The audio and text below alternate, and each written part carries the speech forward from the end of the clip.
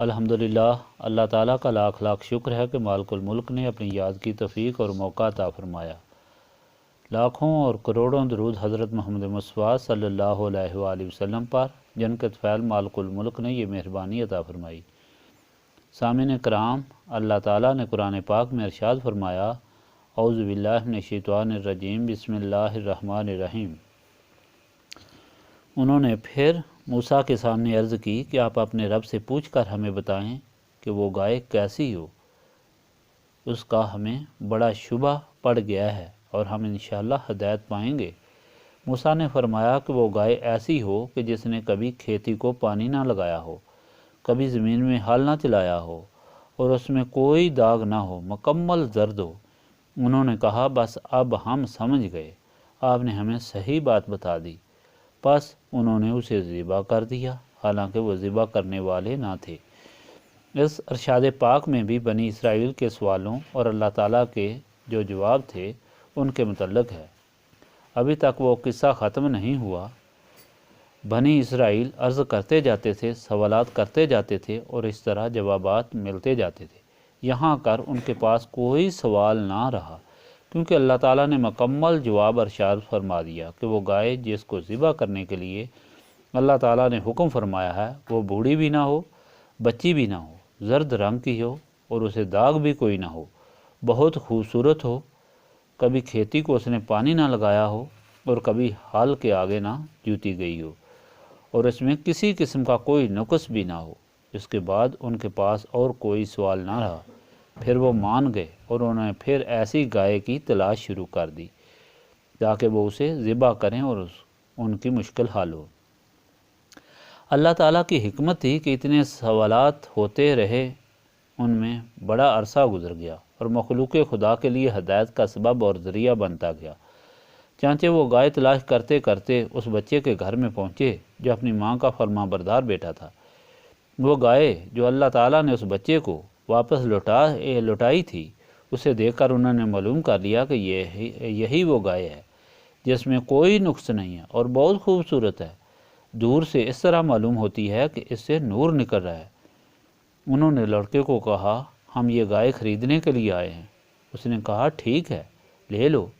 اس وقت گائے کی قیمت صرف 3 دینار تھی۔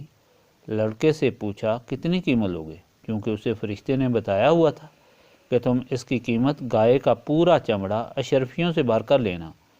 اس نے یہی قیمت بتائی۔ وہ مجبور تھے، مان گئے اور حضرت موسیٰ کی ضمانت پر وہ گائے لڑکے نے ان کے حوالے کر دی۔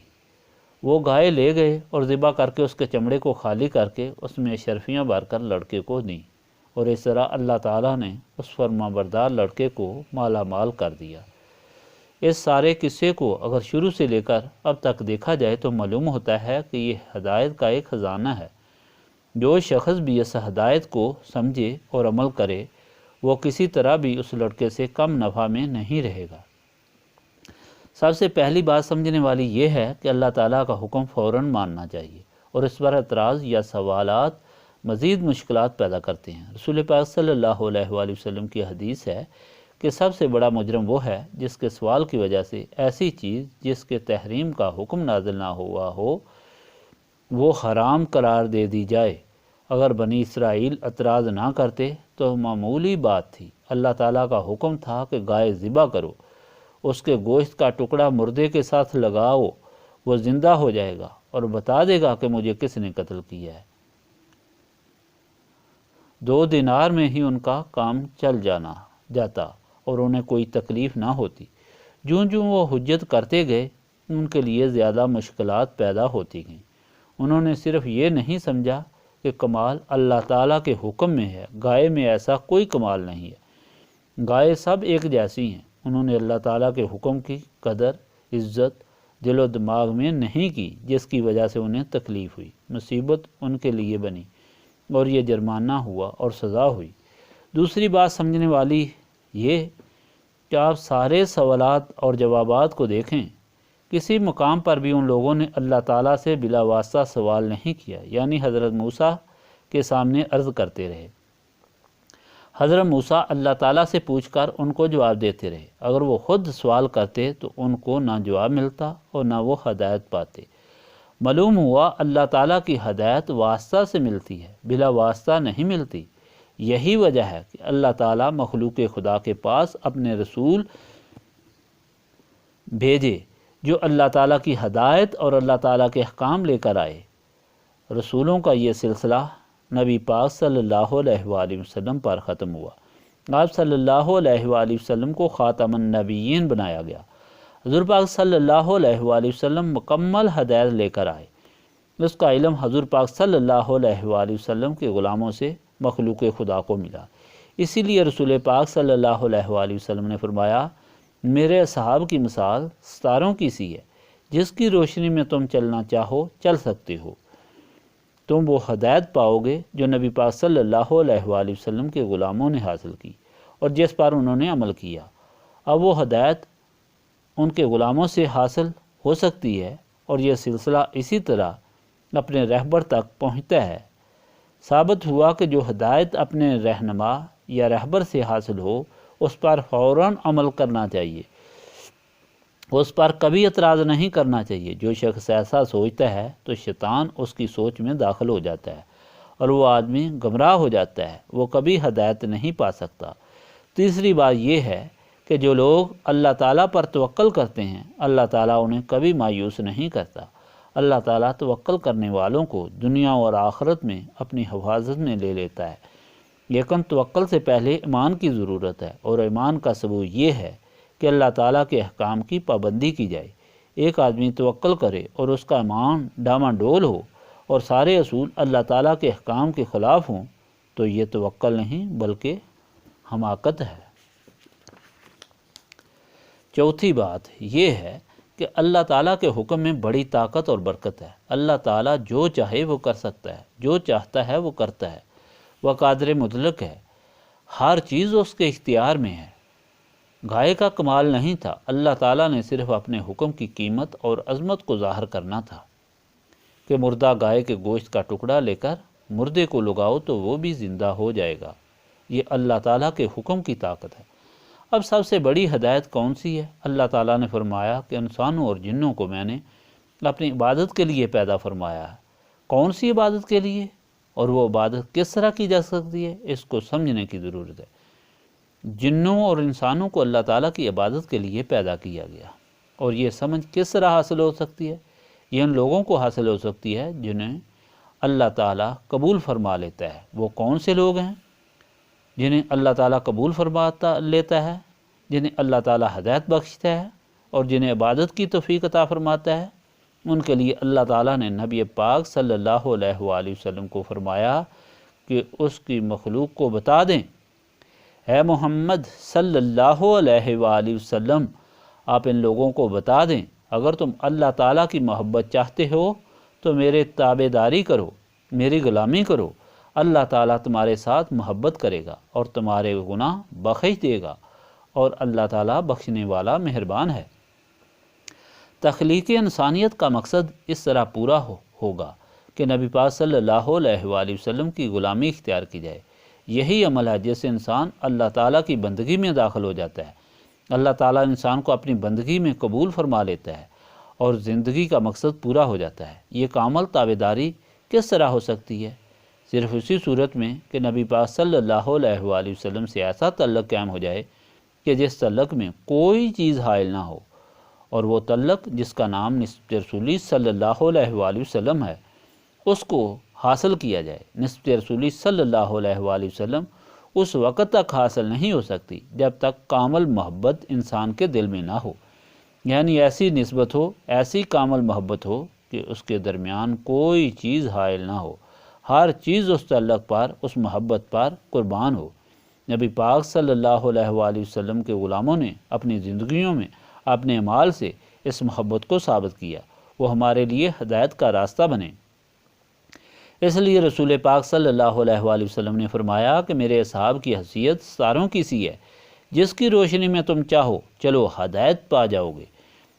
ان کی زندگیاں ہمارے لیے نمونہ ہیں کہ کس طرح انہوں نے نسبت رسولی صلی اللہ علیہ وآلہ وسلم حاصل کی، اور نسبت رسولی صلی اللہ علیہ وآلہ وسلم کی وجہ سے دونوں جہانوں میں سرخرو اور سرفراز ہوئے۔ بے شک ماں کی تابعداری کا اللہ تعالیٰ نے حکم فرمایا ہے، جس طرح پہلے حدیث پاک میں بیان کیا ہے کہ ایک شخص نے رسول پاک صلی اللہ علیہ وآلہ وسلم کے سامنے عرض کی کہ میں کس کے ساتھ سب سے زیادہ اچھائی کروں؟ فرمایا اپنی ماں کے ساتھ۔ پھر عرض کی اس کے بعد کس کے ساتھ سب سے زیادہ اچھائی کروں؟ فرمایا اپنی ماں کے ساتھ۔ پھر عرض کی اس کے بعد کس کے ساتھ سب سے زیادہ اچھائی کروں؟ فرمایا اپنی ماں کے ساتھ۔ پھر عرض کی کہ اس کے بعد کس کے ساتھ سب سے زیادہ اچھائی کروں؟ فرمایا اپنے باپ کے ساتھ۔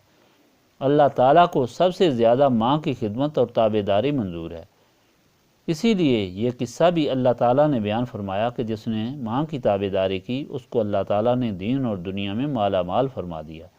لیکن نسبت رسولی صلی اللہ علیہ وآلہ وسلم ایک ایسی چیز ہے اور اتنی قیمتی چیز ہے کہ اس پر ماں کی تابعداری اور محبت کو بھی قربان کیا جاتا ہے، اور جو قربان نہیں کرتے وہ نسبت سے خارج ہو جاتے ہیں، اسلام سے خارج ہو جاتے ہیں۔ نبی پاک صلی اللہ علیہ وآلہ وسلم کہ صحابہ کرام نے اپنے عمل سے اس کو ثابت کیا، اور اللہ تعالیٰ نے ان پر مہربانیاں کی۔ ثابت ہوا کہ نسبت رسولی صلی اللہ علیہ وآلہ وسلم حاصل کرنے کے لیے ساری محبتیں، ماں باپ کی محبتیں بھی قربان کرنا پڑتی ہیں۔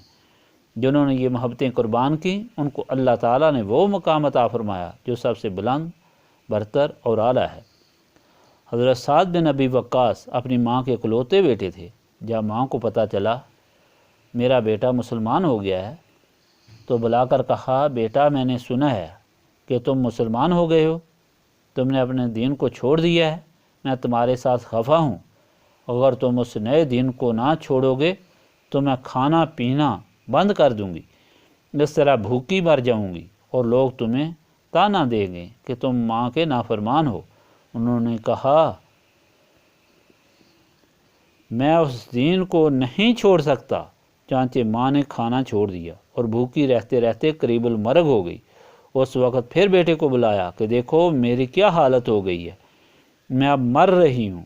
حضرت سعد نے فرمایا ماں تو ایک ماں ہے، اگر 1000 مائیں ہوں اور وہ اسی طرح بھوکی مر جائیں تب بھی میں رسول پاک صلی اللہ علیہ وآلہ وسلم کی غلامی کو نہیں چھوڑ سکتا۔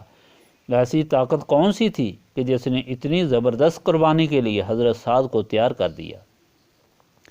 وہ کون سی محبت تھی کہ جس نے ماں کی محبت کی پرواہ ہی نہ کی، دنیا کے کسی خوف کی پرواہ نہیں کی، کسی شرمندگی کی پرواہ نہیں کی؟ وہ نسبت رسولی صلی اللہ علیہ وآلہ وسلم تھی، ان کے دل میں نسبت رسولی صلی اللہ علیہ وآلہ وسلم تھی، جس کی وجہ سے دنیا کی کوئی محبت، کوئی خوف انہیں نہ ڈرا سکا اور نہ دور لے جا سکا۔ نسبت رسولی صلی اللہ علیہ وآلہ وسلم کا پھر فیضان ہوا، وہ ماں اسلام لے آئی اور اس کی آخرت صحیح ہو گئی۔ حضرت سعد کو یہ رتبہ ملا کہ جب ایران پر لشکر کشی کی گئی تو وہ اپنے سارے لشکر سمیت دریائے دجلہ میں کود پڑے۔ دریائے دجلہ نے اپنا سینہ ان کے لیے فرش بنا دیا، ہزاروں سال کی حکومت ان کے قدموں کے نیچے روندی گئی اور وہ فاتح ایران کہلائے۔ معلوم ہوا کہ نسبت رسولی صلی اللہ علیہ وآلہ وسلم ایک ایسی طاقت ہے جو اس دنیا اور آخرت میں سرخرو اور سرفراز کرتی ہے۔ اللہ تعالیٰ یہی سبق قرآن پاک میں عطا فرما رہا ہے، الف لام میم سے والناس تک، کہ انسان کو پیدا ہی اس لیے کیا گیا ہے کہ وہ اللہ تعالیٰ کی عبادت کرے، اور اگر نسبت رسولی صلی اللہ علیہ وآلہ وسلم اس کے سینے میں نہ ہو تو وہ بندگی مکمل نہیں کر سکتا، وہ شیطان اور نفس کے کہنے پر گمراہ ہو کر بھٹک جاتا ہے۔ نسبت رسولی صلی اللہ علیہ وآلہ وسلم ایک عظیم دولت ہے، اس کے لیے صاف جگہ چاہیے، اور وہ جگہ صاف سینہ ہے۔ سینے کی صفائی اللہ تعالیٰ کی یاد سے ہوتی ہے، اسی لیے سب کو تاکید کی جاتی ہے کہ آؤ مل کر اللہ تعالیٰ کی یاد اس کثرت اور خلوص سے کریں کہ شیطان اور نفس کی وجہ سے ہمارے سینوں کے اندر جو آلودگی، زنگ اور غبار پیدا ہو جاتا ہے وہ دور ہو جائے۔ ہم نسبت رسولی صلی اللہ علیہ وآلہ وسلم کو حاصل کر کے اللہ تعالیٰ کی بندگی کریں۔ اللہ تعالیٰ نے آپ کو نسبت رسولی حاصل کرنے کی توفیق بخشی۔